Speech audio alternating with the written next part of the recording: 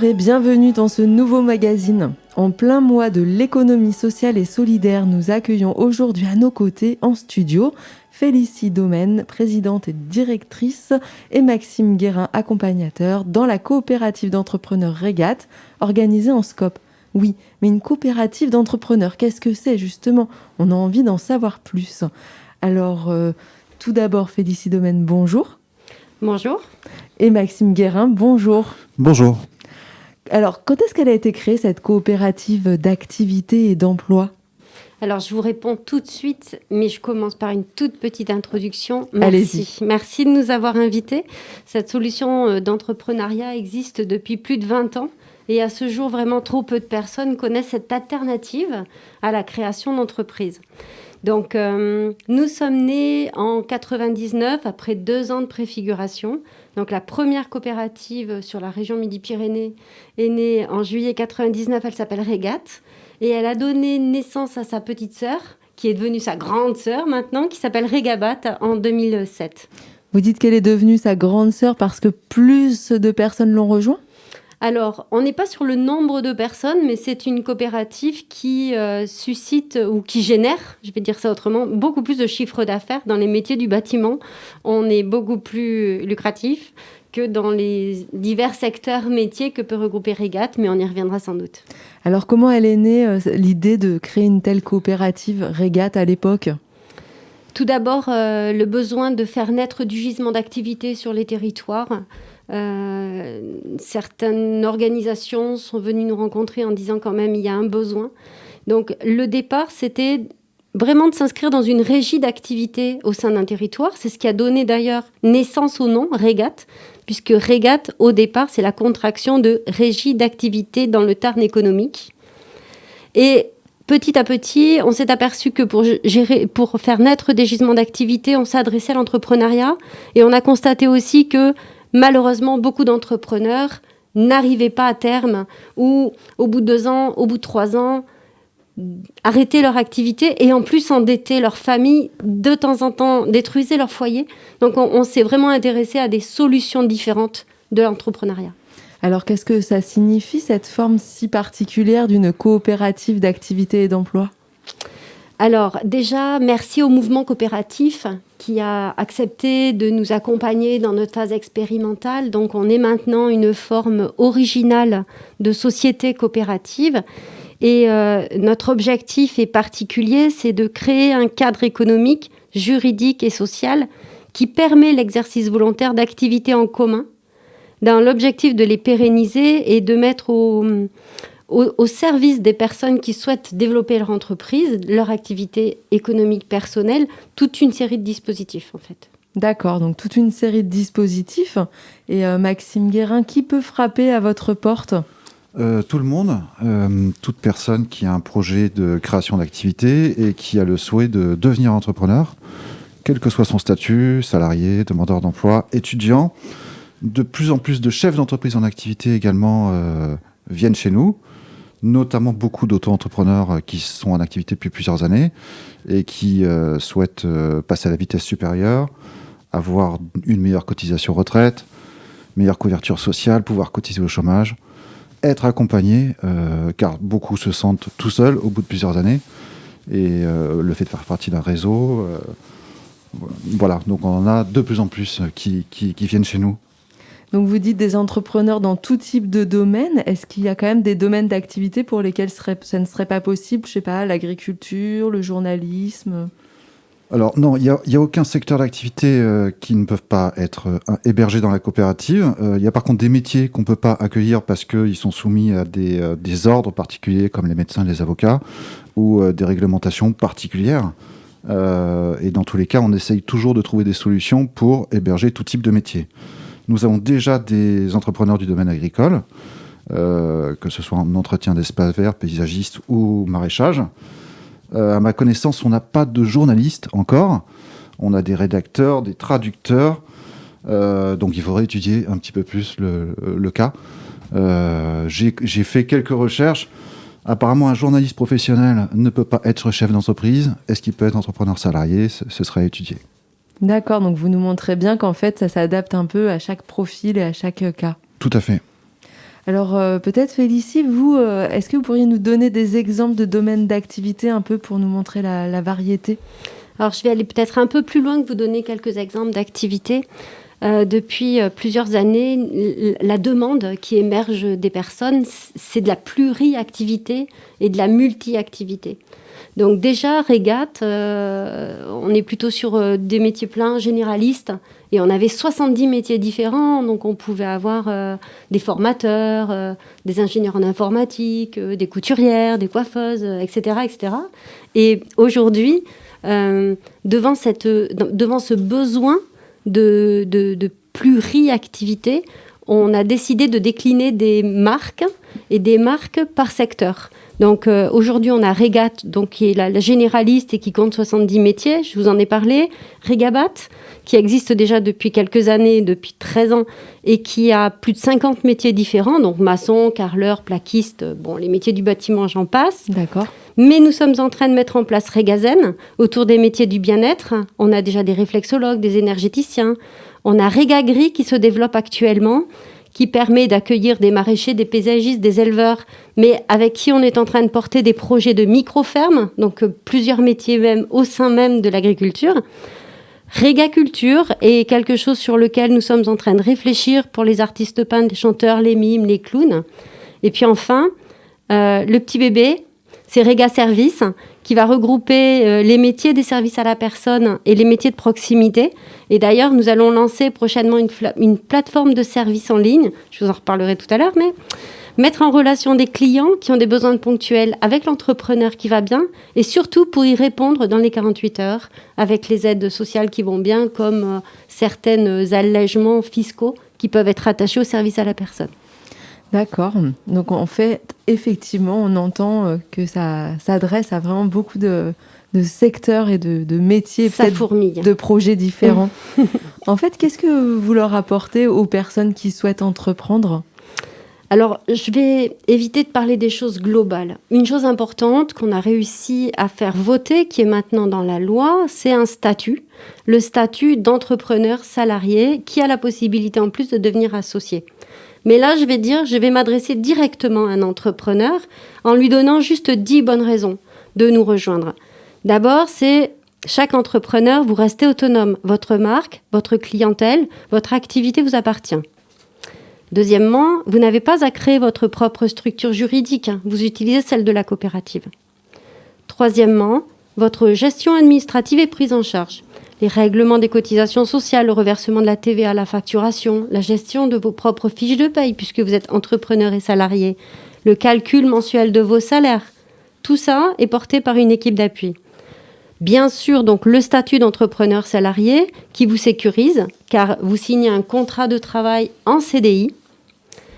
Vous êtes rattaché au régime général de la sécurité sociale, comme la grande majorité des salariés du secteur privé. Donc, vous avez la prise en charge du risque maladie, famille, retraite, santé, accident de travail, maladie professionnelle, tout ce qui tourne autour. Vous profitez d'un accompagnement de proximité et dans la durée afin d'optimiser les chances de réussite du projet de l'activité. On était au 6e point. 7e point, vous appartenez à un réseau d'entrepreneurs avec qui vous pouvez échanger, mutualiser et développer des offres communes.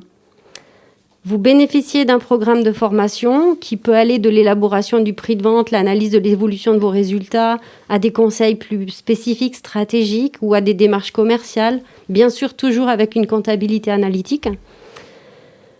Vous avez un cadre de travail épanouissant puisque vous choisissez votre rythme, vous choisissez selon vos conditions, vos envies. Et enfin, la dernière qui est très spécifique chez nous, vous pouvez devenir associé, entrer au capital de la coopérative et participer pleinement aux décisions avec votre droit de vote. Merci. Écoutez, on va faire une petite pause musicale pour un peu infuser tous ces atouts que vous nous présentez. J'ai choisi le trio Bacana, des voix en polyphonie, en résonance au thème d'aujourd'hui, à la coopération. Le titre, c'est Yam et Kansei, et c'est un extrait de l'album Transatlantiqueur. Jami Kansei, Jami Kansei, Jami Kansei, Jami te amar, de ser linda. Já me cansei de esperar, de ser boa, de te amar, de ser linda. Já me cansei de esperar, de ser boa, de te amar, de ser linda. Já me cansei de esperar, de ser boa, de te amar, de ser linda. De você já me cansei. De você já me cansei. Já me cansei de respeitar, de não falar, do teu olhar, de não ligar. Já me cansei de respeitar, de não falar, do teu olhar, de não ligar. Já me cansei de ter sou eu fazer sofrer, cantar em vão, pra nada então. Já me cansei de ter sou eu fazer sofrer, cantar em vão, pra nada então. Quero sonhar, quero amar, ser amada, simplesmente lhe procurar. Quero sonhar, quero amar, ser amada, simplesmente lhe procurar. Quero sonhar, quero amar, ser amada, simplesmente lhe procurar. Quero sonhar, quero amar, ser amada, simplesmente lhe procurar. De você já me cansei. De você já me cansei. De você já me cansei. De você já me cansei. Apa dikadani doladi pagalagayuri Umana yemisi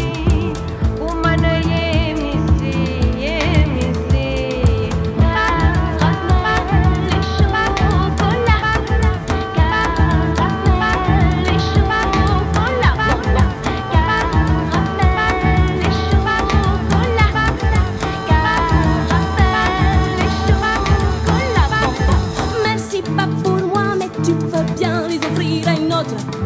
Merci pas pour moi, mais tu peux bien les offrir à une autre. Já me cansei de esperar, de ser boa, de te amar, de ser linda. Já me cansei de esperar, de ser boa, de te amar, de ser linda. Já me cansei de esperar, de ser boa, de te amar, de ser linda. Já me cansei de esperar, de ser boa, de te amar, de ser linda. Quero sonhar, quero amar, ser amada, simplesmente lhe procurar. Quero sonhar, quero amar, ser amada, simplesmente lhe procurar. Quero sonhar, quero amar, ser amada, simplesmente lhe procurar. Quero sonhar, quero amar, ser amada, simplesmente lhe procurar. Quero sonhar, ser amada, quero sonhar, quero amar, simplesmente lhe procurar. Quero sonhar, quero amar, quero te amar, lhe procurar. De você já me cansei. De você já me cansei. De você já me cansei. De você já me cansei. Já me cansei de respeitar, de não falar, do teu olhar, de não ligar. C'était le trio Bacana dans le magazine de la rédaction sur les ondes de Air d'Otan et Air d'Otan Gaillac. Aujourd'hui, je suis en présence de 2 membres de la coopérative d'entrepreneurs Régate avec Félicie Domaine et Maxime Guérin. Maxime, vous êtes la personne qui accompagne, vous faites partie des personnes qui accompagnent en tout cas les gens qui ont des projets pour entreprendre. Quel parcours suivent-elles ces personnes ? Alors, elle commence par suivre une réunion d'information collective qui, depuis le confinement, se passe uniquement en visio, pour les raisons qu'on sait, au cours duquel on explique grosso modo voilà, en quoi ça consiste. Ensuite, on fait au minimum un rendez-vous individuel pour mieux comprendre à quel stade elle en est et vérifier que son activité peut bien être accueillie par la coopérative. Est-ce qu'elle est bien au stade voilà, où la coopérative peut correspondre à ses besoins. Et donc voilà, si ça colle, elle fait candidature. Donc on étudie sa candidature, on vérifie qu'on peut assurer son activité et elle entre dans ce qu'on appelle un incubateur. Donc là, c'est la partie test de son activité et l'entrepreneur est hébergé dans le cadre d'un contrat d'appui au projet d'entreprise.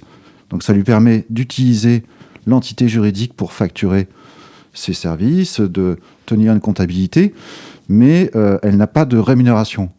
Elle n'est pas encore salariée, donc ça permet de ne pas commencer à consommer beaucoup de trésorerie pour se dégager un revenu. Donc il n'y a pas de cotisation sociale. Un demandeur d'emploi aura un maintien intégral de son allocation. Quelqu'un au RSA, ce sera la même chose. Et donc là, la priorité, c'est on teste. On commence à développer, à trouver des clients et à se rembourser ce que le projet coûte. Cet incubateur, on a un parcours d'accompagnement qui dure 2 ans, qui est cofinancé par la région Occitanie et le Fonds social européen, et qui nous permet de proposer un accompagnement renforcé avec des ateliers collectifs qui ont pour objectif de leur transmettre tout un tas de compétences entrepreneuriales qui sont indispensables pour un chef d'entreprise, et un suivi individuel régulier dans lequel on suit son activité, on valide ses devis, ses factures, on valide un petit peu tout ce qu'elle fait, on l'aide à réfléchir sur toutes les thématiques, voilà, toutes questions.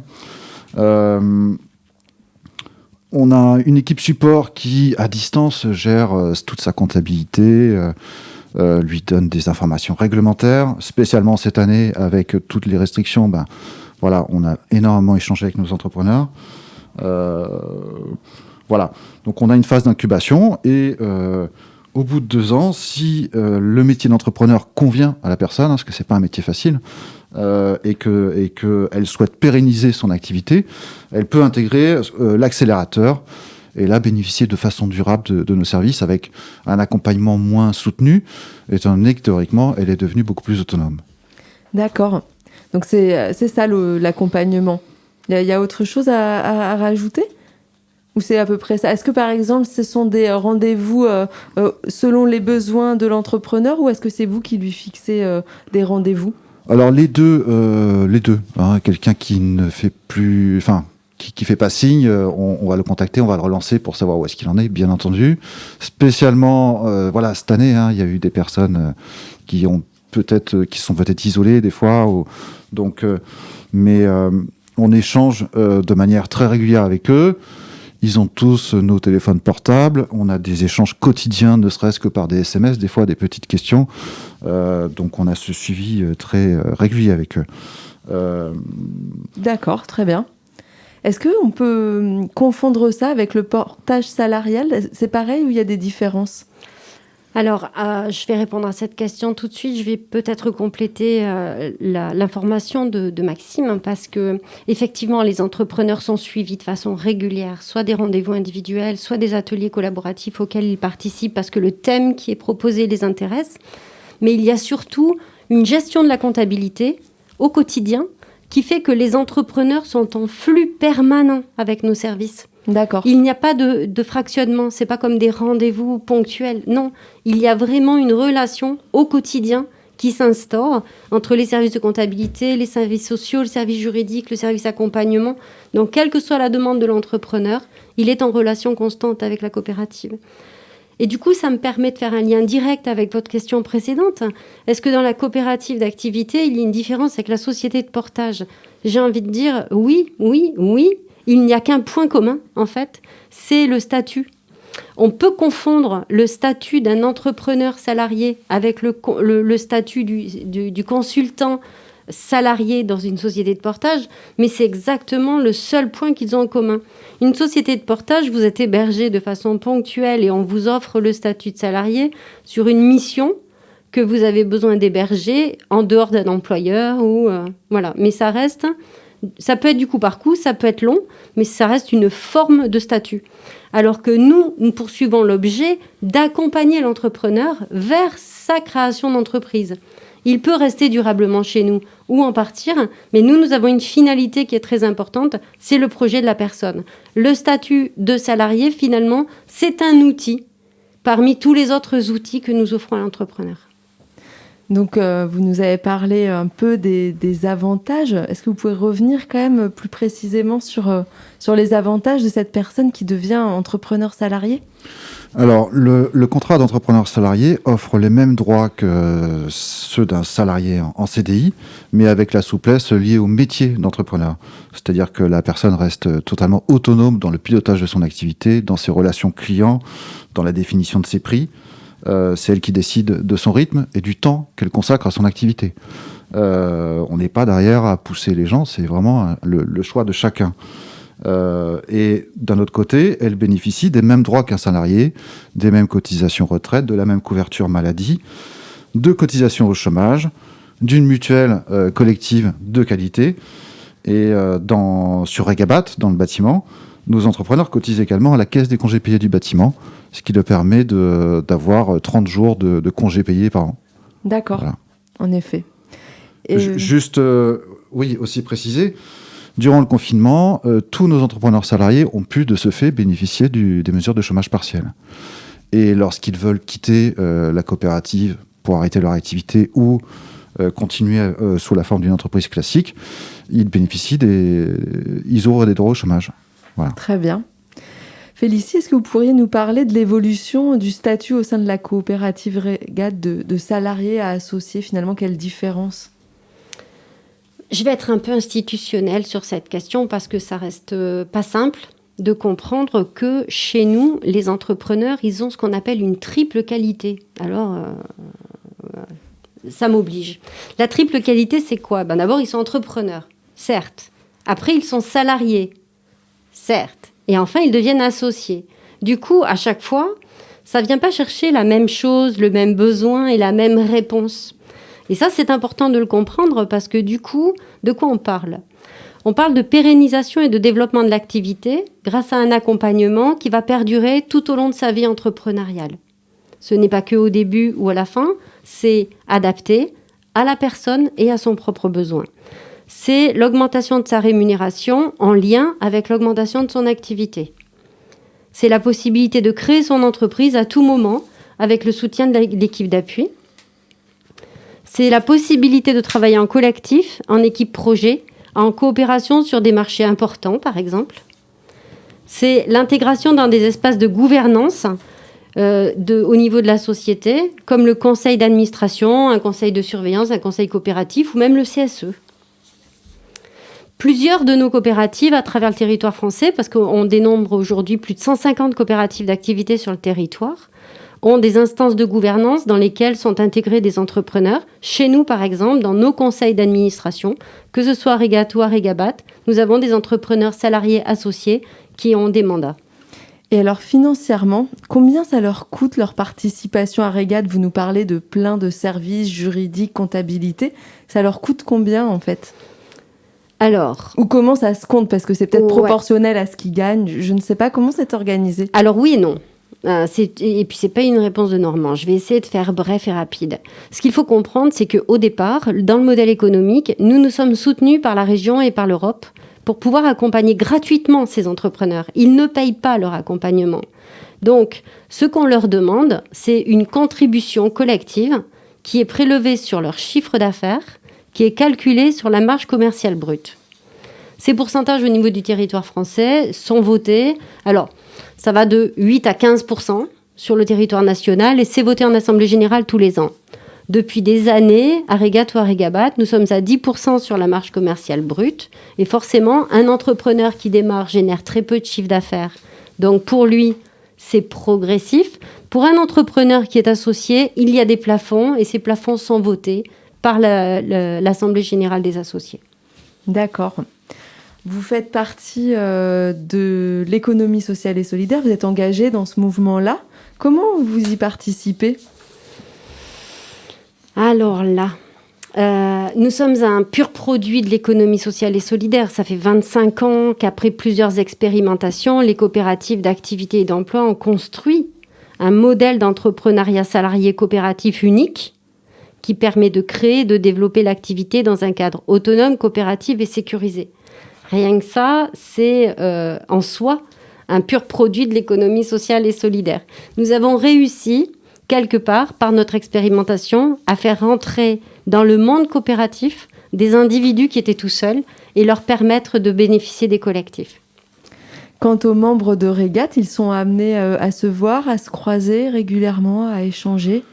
Alors, en temps normal, c'est-à-dire avant le Covid, il y avait des rencontres régulières, bien entendu, soit des ateliers thématiques, des séminaires, des after-work, des soirées festives.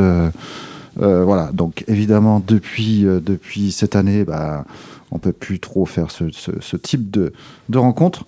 Mais ce qui est sûr, c'est qu'on attire quasiment que des personnes qui viennent parce qu'ils souhaitent être acteurs de l'économie sociale et solidaire. Ils sont sensibles à ces valeurs-là, notamment sur tous les aspects collectifs. Et donc, il y en a beaucoup qui travaillent entre eux, spécifiquement dans le bâtiment, où il y a beaucoup de sous-traitance entre entrepreneurs. On a aussi des projets collectifs, c'est-à-dire qu'on a des mini-coopératives au sein de la coopérative. Là, en ce moment, on a des entrepreneurs qui se bougent pour essayer de faire un marché de Noël chez un autre entrepreneur, si on peut, si c'est encore autorisé. Voilà le type d'échange qu'il peut y avoir. Donc, on espère que ça ira mieux en 2021, mais voilà. Très bien. Vous êtes donc situé à Castres. Quelle est l'adresse précisément ? Alors, nous avons depuis très peu de temps acquis de nouveaux locaux. Nous sommes situés 15 rue des Métiers, au cœur de la zone de Mélou. L'objectif d'acquérir ces grands locaux, c'est pour avoir un peu plus de visibilité.